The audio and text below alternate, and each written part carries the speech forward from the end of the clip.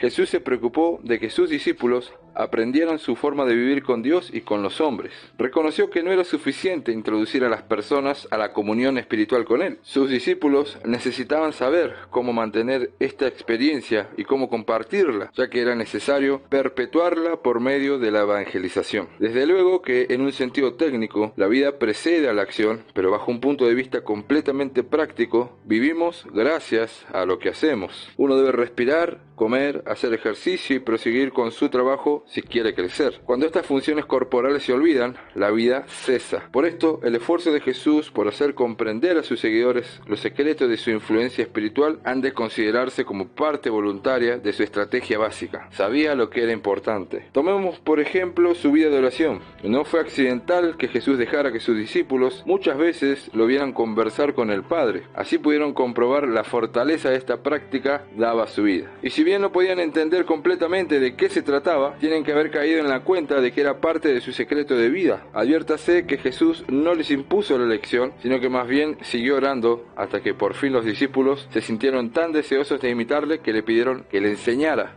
cómo se hacía. Aprovechando esta oportunidad, cuando se presentó, Jesús pasó a darles una lección que sus corazones estaban listos para recibir. Les explicó algunos de los principios básicos de la oración y luego, antes de concluir, ilustró su explicación con una oración modelo. Se podía pensar que semejante práctica estaba por debajo de la capacidad de estos discípulos, la idea de tener que ponerles palabras en la boca para que supieran orar. Pero Jesús no hubiera dado por sentado un punto tan importante. En realidad, estos métodos elementales de enseñar a menudo resultan necesarios para que las personas se inicien en esta práctica. Pero sea lo que fuere, lo que resultara necesario, Jesús quiso que comprendieran la lección. Al hablar con sus discípulos, insistió una y otra vez en la vida de oración, ahondando constantemente en su significado y aplicación a medida que iban siendo más capaces de comprender las realidades más profundas de su espíritu. Fue una parte indispensable de su preparación que a su vez habrían de transmitir a otros. Una cosa es cierta, a no ser que comprendieran el significado de la oración y aprendieran cómo practicarla en forma continua, sus vidas nunca iban a producir mucho fruto. El uso de la escritura. Otro aspecto de la vida de Jesús que le fue presentado en forma gráfica a los discípulos fue la importancia y el uso de las Sagradas Escrituras. Esto resultó evidente tanto en el mandamiento de su vida de devoción personal como al ganar a otros para el reino. A menudo hacía esfuerzos especiales para grabar bien en sus seguidores el significado especial de algún pasaje bíblico y nunca dejó de usar las escrituras en sus conversaciones con ellos. En conjunto hay por lo menos 66 referencias al Antiguo Testamento en sus diálogos con los discípulos en los 4 evangelios, para no mencionar más de 90 alusiones al mismo al hablar con otros. Todo esto sirvió para mostrar a los discípulos cómo debían conocer y usar las escrituras en su propia vida. Los principios de la exhortación bíblica fueron practicados tan repetidas veces ante ellos que no pudieron sino asimilar algunas de las reglas básicas de la interpretación y aplicación escriturales. Además, la capacidad de Jesús para recordar tan fácilmente pasajes del Antiguo Testamento debe haber dejado impresa en los discípulos la necesidad de aprender de memoria las escrituras y de que ellas fueran la autoridad en que se basara sus pronunciamientos. En todo se puede ver con suma claridad que la palabra escrita en las escrituras y la palabra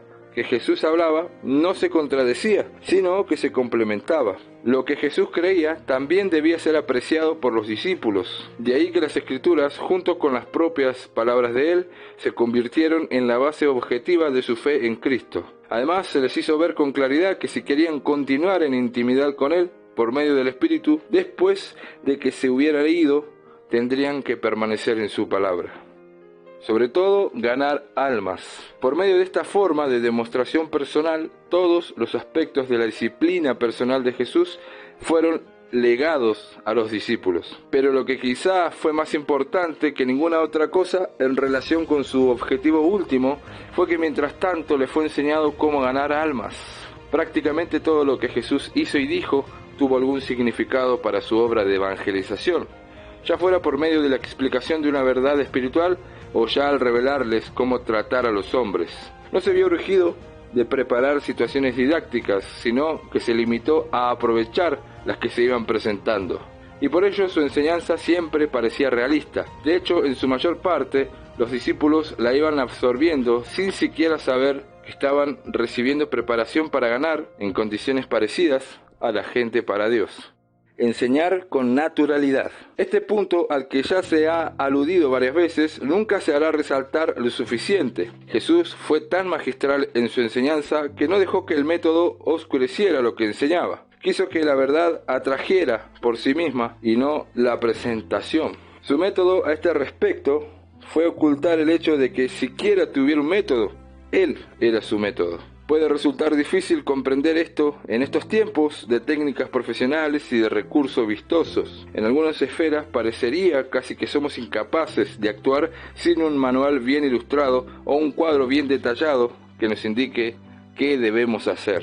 Lo que menos podríamos esperar es una clase de cómo ganar armas. Con todo, por extraño que parezca, los discípulos nunca depusieron de ninguna de estas cosas que hoy se consideran tan esenciales para el trabajo. Todo lo que los discípulos tuvieron que enseñarles fue un maestro que practicó con ellos lo que esperaba que aprendieran. La evangelización fue vivida ante ellos en espíritu y en técnica. Observándolo, aprendieron en qué consistía.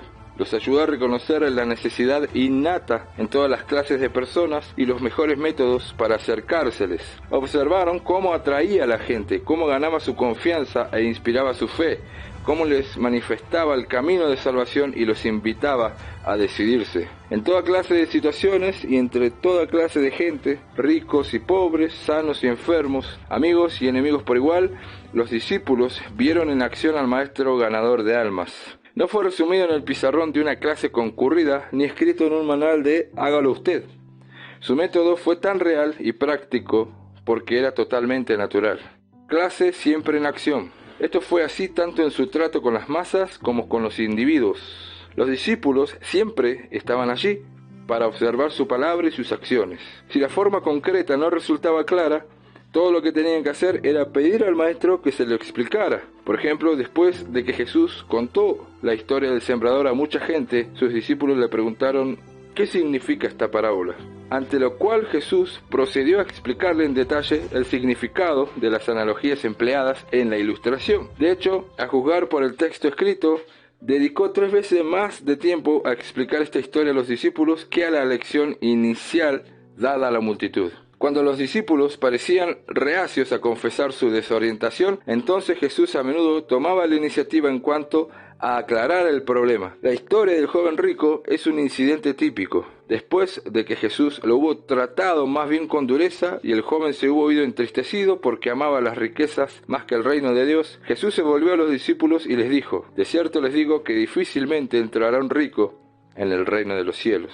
Los discípulos se asombraron de sus palabras. Esto condujo a una extensa conversación en la que Jesús explicó la razón de su forma de tratar a este hombre moralmente bueno, aunque al mismo tiempo aprovechó la oportunidad de aplicar el principio a la profesión de fe de ellos. El principio enfocado.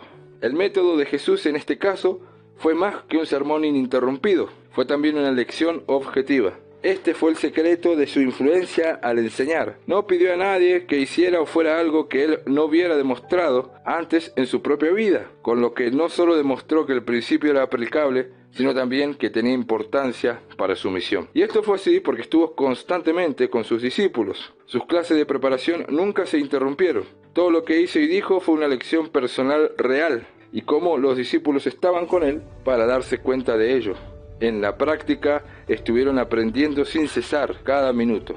¿De qué otra manera se podría aprender su camino? Está muy bien explicar a la gente lo que queremos decir, pero es infinitamente mejor mostrarle cómo hacerlo. La gente busca demostraciones y no explicaciones. En resumidas cuentas, los que tratamos de preparar hombres debemos estar dispuestos a hacer que nos sigan como nosotros seguimos a Cristo. Nosotros somos el ejemplo. Harán lo que oyen y ven en nosotros. Con tiempo, por medio de esta clase de liderazgo, es posible enseñar nuestra forma de vivir a los que están constantemente con nosotros. Debemos poner en práctica esta verdad en nuestra vida. No podemos desentendernos ni eludir nuestra responsabilidad personal de mostrar el camino a los que estamos preparando. Y esta revelación debe incluir la práctica en la vida de las realidades profundas del espíritu. Este es el método del maestro, y solo esto puede preparar a otros para realizar su obra. Con todo, como sabemos, el simple conocimiento no basta. llega un momento en que hay que actuar.